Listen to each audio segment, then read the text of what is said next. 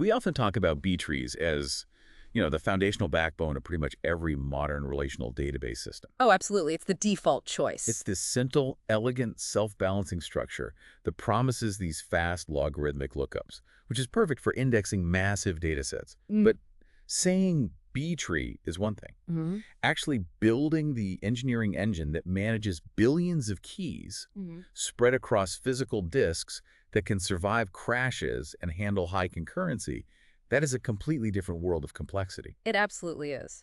I mean, when you go from that theoretical algorithm of keys and pointers to the, let's say, gritty physical reality of fixed-size disk pages, which might be 4K or 8K. Right, whatever the system uses. Exactly. The engineering complexity just explodes. You can't just draw boxes on a whiteboard anymore. You have to manage memory alignment, you have to ensure data integrity, and you're always trying to minimize those expensive disk I/O operations.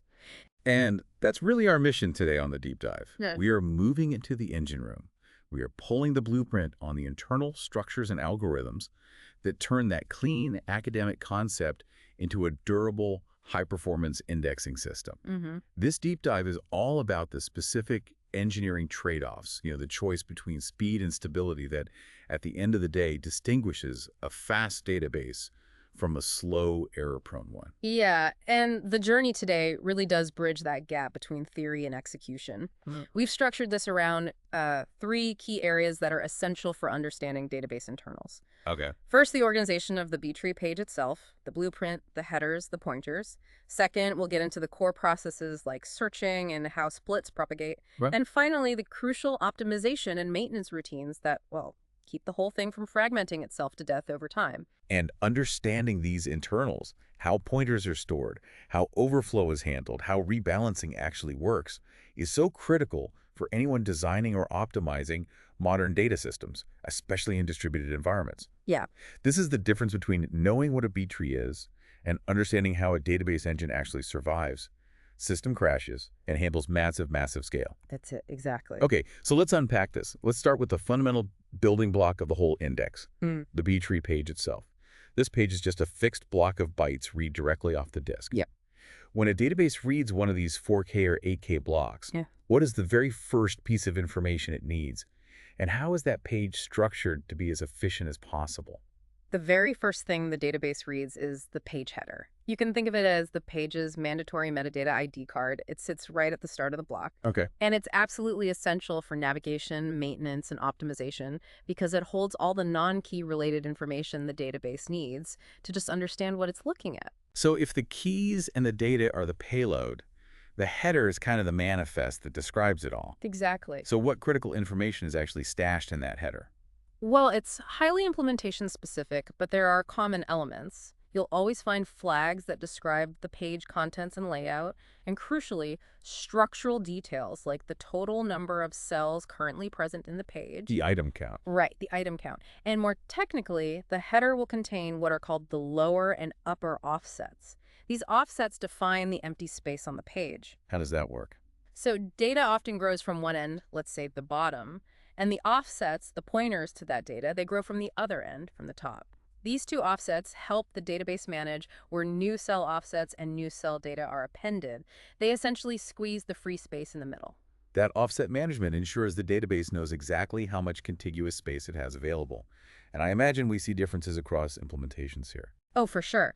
For example, PostgreSQL stores the page size and a layout version, which is really critical for future compatibility. MySQL's InnoDB, it holds the number of heap records and the specific tree level this page belongs to. And Squile, notably, uses its header to store the number of cells and, very importantly, the rightmost pointer, which is a special case we'll definitely get into later. Okay, but before the database engine even processes all that metadata, how does it know for sure that it read the right piece of disk in the right place and that the data hasn't been corrupted or misaligned? That's where the magic number comes in. It's a beautifully simple, low-level validation check. A magic number. Yeah, it's typically a multi-byte constant value. Maybe it's the hexadecimal representation for the ASCII string page or some other specific signature, and it's stored in a fixed known location within that file or page header. So it's like a secret handshake that only the database engine knows. Exactly that. When the database tries to read a page at a certain offset, it first verifies that the byte sequence in that header location matches the magic number it expects. And if it matches? If it matches, it confirms two things. One, that the block it's reading is actually a database page, and two, that the offset is probably correct because, I mean, what are the chances that a random chunk of disk would just happen to contain that specific signature? It's highly improbable. So if the magic number is just this constant check, why don't systems use something like a cryptographic checksum instead? I mean, that would offer much higher integrity assurance. Is this just an engineering trade-off for speed? It is entirely a trade-off for speed and complexity, especially in older or simpler systems like SQLite. A magic number is a single instant byte-for-byte check you do during the initial load. Super fast. Right. A full cryptographic checksum or a CRC calculation would mean reading the entire page into memory and then performing a pretty expensive hash function. Now, modern systems often do include full-page checksums, especially for durability, but the magic number remains the fastest first line of defense to verify file alignment and basic consistency. Okay, so the page is valid. Now we need to talk about navigation across a level, not just up and down the hierarchy. If I'm traversing the index sequentially, say, I'm running a range query like find all keys between 100 and 200, how does the database efficiently move from one page to its neighbor? This is a really critical design trade-off, and it has huge effects on concurrency control. You have two main architectural approaches to locate neighboring nodes or siblings. Let's start with the standard hierarchical approach, the one that relies just on the tree structure. Okay, so approach A relies purely on the hierarchy. It's often known as following parent links. To find a sibling, the database has to climb back up to the parent node and maybe even all the way to the root before it can descend again to the target sibling page. That sounds incredibly inefficient for a simple sequential scan. It can be. Every move to the next page requires multiple disk reads. It can be very costly in terms of disk reads and cache misses, especially if you need to scan a large range and the parent nodes aren't already cached in memory. It's simple to maintain, but it's slow for range queries. So what's the optimized approach that most performance-oriented systems use? That would be approach B, which uses explicit sibling links. We store forward and backward links, so the page IDs of the left and right siblings directly in the page header. So it turns the leaf level of the B tree into a doubly linked list. Precisely. This allows you to locate neighbors directly without ever ascending the tree. A sequential scan stays entirely on that fast leaf level. That seems like a clear winner for RID performance. But I've heard this adds significant complexity with concurrent structural changes. Why do sibling links make concurrency so difficult? That is the core trade-off. Sibling links have to be updated whenever there are structural changes. So think about a split. Node A splits into A and A prime. A prime is the new right sibling of A. Now you have to update the original right sibling, let's call it node B, to point backward to A prime, and you have to make sure A prime points forward to B. So you're touching three different nodes. Exactly. To do this safely in a multi-threaded system, you often need to lock node A, the new node A prime, and the sibling node B. Locking multiple non-local pages at the same time significantly increases the chances of deadlocks, where two processes are just waiting for each other to release a lock. So the efficiency of the range scan is paid for with the complexity of concurrency management. And systems like WireTiger, which I believe uses parent pointers for traversal, they're sacrificing that read speed to completely avoid the deadlock risk of managing three locks at once. Exactly. Systems that prioritize simplicity in locking, especially during structural changes, might choose the parent link route. They accept the higher read cost for robustness and easier concurrency control. The choice really dictates the overall performance profile of the index fast scans versus simpler, safer writes. Let's shift focus a bit to the internal structure of keys and pointers within the page itself. The B-tree rule states that a node with n separator keys must have n plus 1 child pointers. That final unpaired pointer is just the definition of an edge case, right? It points to all keys greater than the largest key on the page. How do database engineers handle this n plus 1 pointer invariant? Yeah, that final pointer, which points to the subtree with all the keys greater than the largest separator key, is known as the rightmost pointer. And because it isn't paired with a key, it needs a special place to live. So where does it go? Well, implementations like SQLite often store this pointer separately, typically right in the page header metadata. So it's just floating outside the main array structure that holds all the paired keys and pointers. Yes. And handling it gets tricky during structural modifications like a split. If the rightmost child page splits, a key gets promoted up to the parent node. Right. That promoted key takes the place of the old rightmost pointer. Then, the pointer to the newly created split node is assigned as the new rightmost pointer. This whole pointer reassignment process has to be atomic and correct to maintain the B-tree invariant. Is there an architectural alternative that just eliminates this edge case entirely, something that allows keys and pointers to always be managed in strict pairs? Yes, there is. And that brings us to the concept of node-high keys, which is often associated with blink trees, a variation designed to improve concurrency. Okay, node high keys. What's the idea? Instead of letting that final pointer implicitly cover keys up to, positive infinity, a specific n+1 key, the high key, is explicitly added to the node. And what does that high key represent in the system? It's an artificial key that explicitly specifies the upper bound of all keys that could possibly exist in the subtree under that final pointer. So think about the search space difference.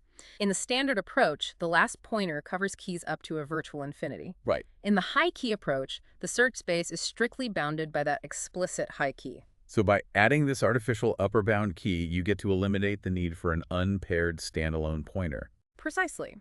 Now, pointers and keys can be stored pairwise. This simplifies the physical cell management because you don't need any special case logic for that rightmost boundary. While the blink tree approach is primarily known for its concurrency benefits, which is a whole other topic, the structural benefit of pairwise key management is immense for just simplifying the internal page logic. Okay, now let's talk about a core tension point, variability. B-trees operate on fixed-size pages, let's say 4K, but the data records themselves can vary wildly in size. In an index where we're storing the key and the actual data payload, what happens when a record is just too large to fit within the max payload size of a fixed page? This is the critical challenge of physical capacity versus logical capacity. The B-tree algorithm might tell the database, hey, this node has space for 10 more items, but if those 10 items are massive text fields, the 4K page might just run out of contiguous physical space. And you can't just resize pages on the fly. Yeah. No, that's completely impractical. It would require copying massive amounts of data. So the engineering solution is to use overflow pages, which are essentially linked page extensions. How does that mechanism work physically? When a payload exceeds some defined threshold, the index entry on the primary page doesn't store the full payload. Instead, it stores the beginning of the payload, just enough bytes to do initial key comparisons if you need to, and, crucially, a pointer, the page ID, to an allocated overflow page where the rest of the record is stored. And if that one overflow page, say another 4K, still isn't enough for a huge record? They're chained together. The header of the first overflow page stores the ID of the next overflow page, creating a linked list or a chain. This means retrieving a single massive data record might actually require traversing several pages linked sequentially. That traversal sounds like a pretty significant potential performance hit. I mean, if I have to read 3 or 4 disk pages just to get one piece of data, that kind of negates the fast B-tree lookup. Is this really acceptable? It is a deliberate trade-off, and it's accepted because retrieving full, large data records is considered a pretty infrequent operation compared to the sheer volume of index traversals and small lookups. Okay, so most queries don't need the whole payload. Exactly. Most queries just need the key itself, or the record ID, not the massive payload. And furthermore, the key insight here is the benefit of key truncation. As long as we store the beginning of the key in the primary page, most comparisons can be made on just that trimmed key part.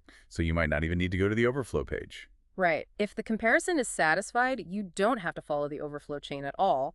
Now, if all of your data records are massive, a database designer should probably opt for specialized external blob storage outside the B-tree entirely and just use the B-tree for the pointer to that external storage. That makes sense. So, moving on from the structural organization of the page, let's analyze the core execution paths the database takes, traversing the tree and dealing with structural modification. This requires precise internal processing, and it brings us to the engine of the entire lookup process, the binary search. Right, and binary search is just foundational for B-trees because we maintain that strictly sorted invariant of keys on every single page. Yeah. Keeping that sort order is paramount for guaranteeing logarithmic search time. Indeed. The standard binary search algorithm takes a sorted array of items and a searched key. When it runs, it returns one of 2 critical outcomes. First, a positive number if the key is found, which is its precise position. Exact match. An exact match. Or second, a negative number if the key is not found. And that negative number is far more insightful than just saying not found. That's the key to maintaining the structure, isn't it? Absolutely. The negative result mathematically indicates the precise insertion point. Its absolute value gives you the index of the first element that is strictly greater than the key you searched for. This is mathematically crucial because it tells the database exactly where a new element must be inserted to maintain the sort order, often just requiring a quick memory shift of the subsequent elements. So that insertion point logic is how databases maintain the sorted invariant so efficiently during inserts without having to resort the entire page from scratch every single time. Precisely. On non-leaf nodes, though, we're rarely looking for an exact match. We're usually just interested in finding that first value greater than the searched key to correctly identify and follow the associated child link down into the right subtree. Okay, now we hit the complex interaction between sorting and physical storage. The binary search with indirection pointers. Why can't the database just binary search the keys physically stored on the page? Why do we need this extra layer of indirection? This is where we run into that physical chaos we mentioned earlier. The B tree cells, so the actual key and payload data, are stored on the page in the order they were inserted. Not sorted. Right, which means they're often physically scattered or non-contiguously stored because deletes and updates leave holes all over the place. The logical key order is only preserved by a separate, small, sorted list of cell offsets, or indirection pointers, that are stored in the page header area. So the page is like a small storage unit, and the actual items, the keys and data, are just scattered boxes inside. The list of offsets in the header is the inventory list, telling me exactly which scatter box holds the item I need, and that inventory list is the only thing that's strictly sorted. That is a perfect analogy. The algorithm is really a two-step dance. First, the binary search operates only on that small sorted list of cell offsets in the header. That's a very fast operation. Okay. Second, once the search algorithm chooses a middle offset, the database then follows that pointer to locate the actual cell data physically somewhere else on the page. The key in that scattered cell is then compared to the searched key. And that comparison determines whether the search continues left or right. But the search itself stays confined to that small, sorted list of offsets. That's the genius of the design rationale. This structure lets the database perform fast logarithmic searches based on the logical key order, while accommodating the messy physical reality of insertions and deletions, which leave cells scattered all over the page. If they had to constantly shift the actual data bytes to maintain physical order, the cost of inserts and deletes would just skyrocket. Okay, moving on to modifications. When we insert or delete, and a split or a merge happens at the leaf level, that structural change, promoting a key, removing a key, it has to propagate up the hierarchy, sometimes all the way to the root. We need a way to backtrack efficiently. And there are two distinct methods for finding the parent node to do this. The choice, once again, is a major trade-off between structural complexity and read efficiency. What's the first approach, the persistent one? First approach is using parent node pointers. Some B-tree implementations, especially those concerned with minimizing disk access or simplifying certain concurrency routines, store explicit persistent pointers from a child page back to its parent page. And, as we learned with sibling pointers, persistence often means a high maintenance cost. Exactly. The maintenance cost is high. These parent pointers have to be updated whenever the parent node changes structure, when it splits, merges, or rebalances. If the parent node splits, you suddenly have half of its children pointing to the old page and the other half pointing to the new page. That sounds like a mess to update. It is. The separator key and the page ID transfers require updating potentially dozens of child pointers in an atomic way. While systems like WiderTiger have used parent pointers effectively, maintaining them adds significant overhead to your write operations. So what's the more common, lighter weight approach, the one used by high-performance systems like PostgreSQL? That would be the breadcrumbs approach, or the stack approach. Instead of maintaining persistent pointers on disk, the database simply keeps a list of breadcrumbs in volatile memory during the initial root-to-leaf traversal. So it's an ephemeral path history. It only exists for the duration of that one operation. Precisely. This path history is maintained in a data structure, like a stack PostgreSQL calls its internal stack the BT stack. Each entry stores a reference to the visited node and, crucially, the index of the child pointer that was followed to get to the next level down. It's like leaving little temporary markers on a map as you descend into a complex cave system. That's a great way to put it. How does this stack help during a split or a merge? So during an insert or delete, the system first traverses down, collecting these breadcrumbs. If a split happens at the leaf, The system just pops the top breadcrumb to locate the immediate parent. Ah, I see. It then uses the stored index from that breadcrumb to find the precise location in the parent where the promoted key from the split should be inserted. If the parent also splits, the process just continues recursively, following the stack back up until you either reach the root or you find a node that doesn't need to split. It's a highly efficient, in-memory way to backtrack without the constant disk maintenance of persistent parent pointers. So we've covered the structure and the core processes of finding and modifying data. Now let's move into the optimization side of things. Database engines are constantly looking for ways to minimize the most expensive operations, structural changes like splits and merges, and unnecessary disk access. Absolutely. The fundamental goal here is to keep the tree small, dense, and stable. A smaller height means fewer I/O operations per lookup. And the first major technique aimed at improving density is rebalancing. So instead of splitting immediately when a node overflows, you try to spread the load first. You amortize the cost. That's the idea. Rebalancing transfers elements between neighboring sibling nodes to evenly spread the load before a split is forced. For instance, if a node is full but its immediate right sibling is only half full, we just shift some elements from the overflowing node to its neighbor. You delay the split. You delay the split for as long as possible. And this leads us to the B-tree variant, which is famous for its high occupancy guarantees. Correct. The B-tree variant maximizes utilization far more than a standard B-tree.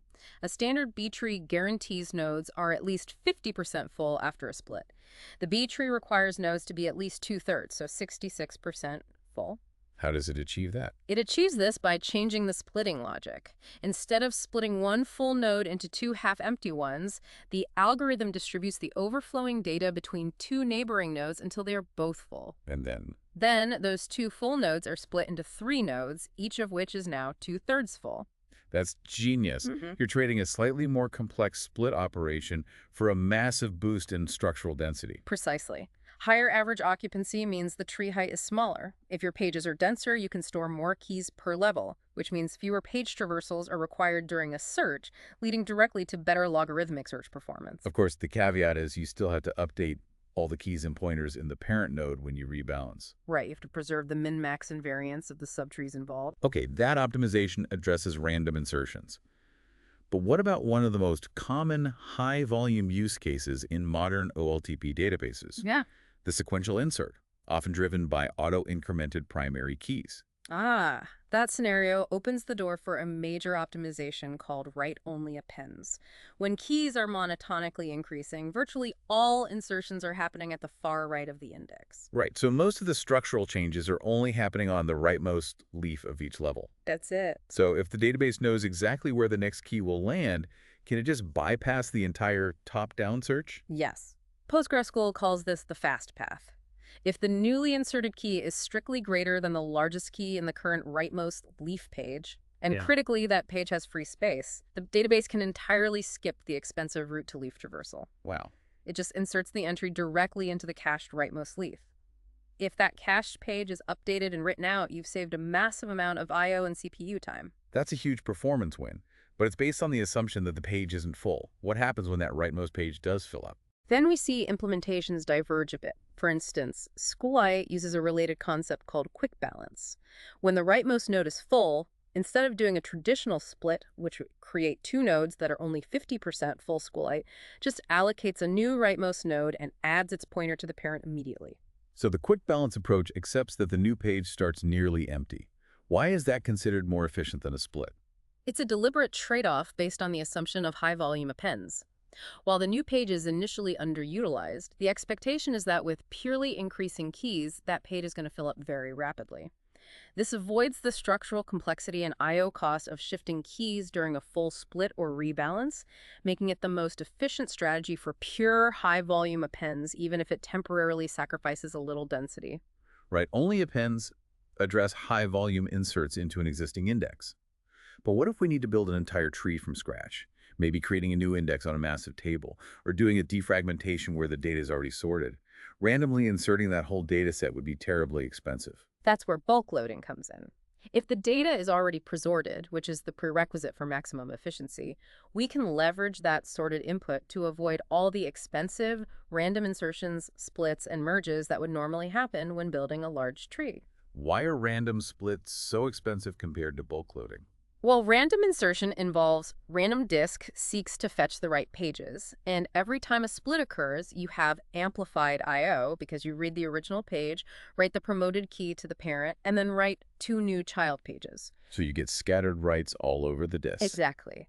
Bulk loading, by contrast, is a sequential process. The key technique is bottom-up construction. Okay. Instead of traversing down and potentially splitting upwards, we compose the tree from the bottom up. We sequentially write the presorted data page-wise onto the leaf level until pages are completely full. Once a leaf page is written and finalized, its first key gets promoted up to the parent level. Oh. We continue this process, building the higher level nodes only after all their child pointers are available because the entire leaf level is written first. So you completely bypass the recursive, expensive splitting logic entirely, and you guarantee sequential disk writes. Absolutely. No splits or merges need to be performed on disk. The primary benefits are that your I/O is sequential, which is incredibly fast, and the database only needs to keep the minimal necessary hierarchy, so all the parents of the currently filling leaf node in memory during the construction. This minimizes memory overhead during a massive operation. And this bottom-up method is perfectly suited for things like immutable B trees, right? Yes. Immutable B trees, which are often used in append-only storage structures, benefit immensely. Since they know the page will never be modified in place, pages can be filled up completely without having to reserve any free space for later updates or insertions. This maximizes occupancy to 100% and gives you the best possible performance and the smallest tree height. Okay, makes sense. So finally, we need to address the long-term reality of database operation. B trees are dynamic, which means they constantly accumulate overhead and structural decay. To prevent indexes from becoming slow, bloated liabilities, we need a dedicated cleanup crew to ensure durability and efficiency over the database's lifetime. Let's start with structural efficiency via compression. Compression saves physical space, which is great, and it also improves disk access efficiency because a single read can fetch more data. But there's always that access speed versus compression ratio trade-off. The primary engineering decision is really about granularity. Compressing an entire file, while it might give you the best ratio, is just impractical. An update in one row would require recompressing a huge section, and locating a single page would require accessing complex compression metadata. So page-wise compression is the standard solution. Yes, it's preferred because pages can be compressed and uncompressed independently and coupled directly with the page loading and flushing process. However, even this has physical constraints related to disk hardware and block sizes. What do you mean? Well, a compressed page might be smaller than the fixed disk block size. This means the disk controller unnecessarily reads extra bytes belonging to the next page into memory. And conversely, if the compression ratio isn't great, the page might expand and be larger than a block. Precisely. If a compressed page spans multiple fixed-size disk blocks, the database has to perform an additional block read just to retrieve the remaining bytes of that single logical page. This can still lead to inefficient I/O despite the space savings. That interaction between the logical page size and the physical block size introduces unavoidable complexity. Is there a way to decouple compression entirely from the physical page structure? The alternative is to decouple the compression process from page management by compressing data row-wise or column-wise. This means compression happens at the record level regardless of the fixed page size. Most databases allow pluggable compression methods using standard libraries like Snappy or zlib, giving users flexibility to optimize based on their specific dataset. Right, so you can compress massive text fields without touching smaller integer keys. Exactly. Okay, so once we have data stored, compressed, and functional, we encounter the inevitable byproduct of frequent CR-read operations, fragmentation and garbage. This necessitates continuous background maintenance. Absolutely. Normal CR-read operations, splits, and merges result in pages that are logically space available. They have free bytes, but are physically fragmented. They lack the contiguous block of free space that you need for a new cell. The diagrams for this always show it so clearly. You have live, addressable cells, but the free space is all scattered and chopped up, mixed in with these deleted, non-addressable cells. And those non-addressable data records, the ones you can't reach by following any pointer down from the root, are considered garbage, or sometimes they're called dead tuples in systems like PostgreSQL. Right. When a delete operation happens, the database often only removes the cell offset from the header, leaving the actual cell data intact but scattered across the page. Similarly, updates often work by writing a new version of the cell, a new tuple, and simply marking the old version as dead without relocating all the surrounding data. Wait, why do databases leave old cell versions behind instead of immediately overwriting them? Isn't that the primary cause of this fragmentation? It is, and it directly relates to multi-version concurrency control, or MVCC. MVCC systems ensure that readers never block writers, and vice versa, by giving every transaction a consistent snapshot of the data. Mm-hmm. To do this, the system relies on leaving those old dead cells in place until all concurrent transactions that might have started before the update and thus might have seen the old data are complete. This guarantees consistency for ongoing readers, but it requires a cleanup process later on. So to fix this fragmentation and reclaim all that scattered space, we need a dedicated cleanup process. That process is called compaction, vacuum, or just maintenance. It's a distinct, often asynchronous background process, though it can be triggered synchronously if a page is critically low on space during a write. What exactly does the vacuum process do at the page level? It walks through pages, it performs garbage collection by reclaiming the bytes from all those dead cells, and then it rewrites the remaining live cells in their logical key order, not their original insertion order. So it compacts everything. Exactly. This compaction puts all the freed fragments back together into one large contiguous block, providing free space for future inserts. And what happens to the pages that are completely empty after this process? Or if the process rewrites a page to a new location? The rewritten pages might be relocated to new positions in the file to create more contiguous space overall, and crucially, the IDs of pages that are no longer in use are added to a free list, a persistent list of available disk pages. This information about free space has to be persisted to survive crashes and restarts, preventing space leaks and ensuring that the overall file size can be efficiently managed and reused. The ability to manage that free list reliably is fundamental to the database's durability. Wow.